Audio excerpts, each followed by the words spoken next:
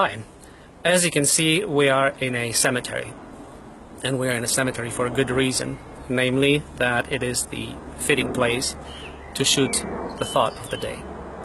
Today I want to talk about the program of population control being a substitute to war, which is what it was intended to be from the very beginning when it was created in 1945, and the United Nations was created for this very reason, to oversee this program of population control. So population control is a substitute to war and was intended to put an end to this never-ending cycle of war that had plagued mankind since times immemorial. And with the advent of the nuclear age, there could be no war. In a nuclear war, there would be no winning side and no losing side. Everybody would lose. So if there is no way of winning a war, then there's no point waging war. And not having the ability to wage war prevented governments from being able to bring population back within resources. And therefore, the leadership had to find a substitute to war. And population control through covert chemical and biological means became the substitute to war. For better or worse, it has prevented Europe from falling prey to another war. There hasn't been a third world war. There hasn't been a nuclear war. This has been prevented solely because of the program of population control. Another benefit of this is that my generation, my parents' generation, and my children's generation are the first three generations in history that did not have to fight a war. Men in our generations did not have to be conscripted into an army and be forced to wage a war. We are the most fortunate generations in this respect, and we are the only three generations in history that did not have to experience the horrible atrocities of war. So it has spared us from war.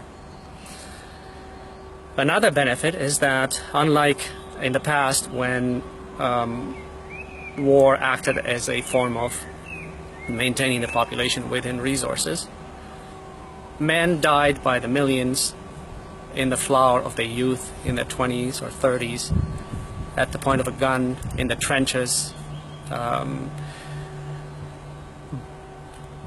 died by bayonet, by bullet, by shrapnel, by bomb, by rocket, by mustard gas, all kinds of horrible ways, the horrible ways conceived by conventional war. We have not had to experience this.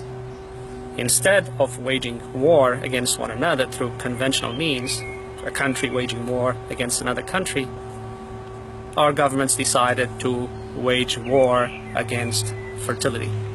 You wage war against fertility, you ensure that your population does not outgrow resources, you stay within resources, there is no need for war.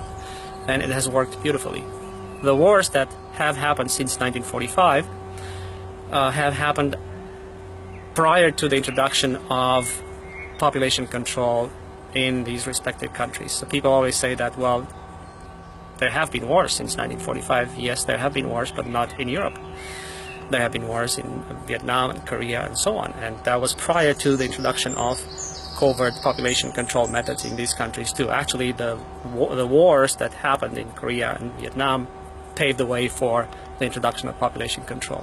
Once population control is implemented and war is waged on fertility and the population is brought under control and there is no rapid population growth, then the forces that lead to war are taken away. There is no more reason to go to war because countries learn to live within their means. Populations learn to live with the available resources. So all of these are the benefits of the global depopulation program.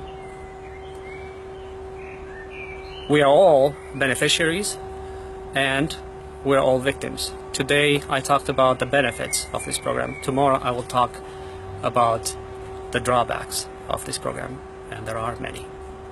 Thank you.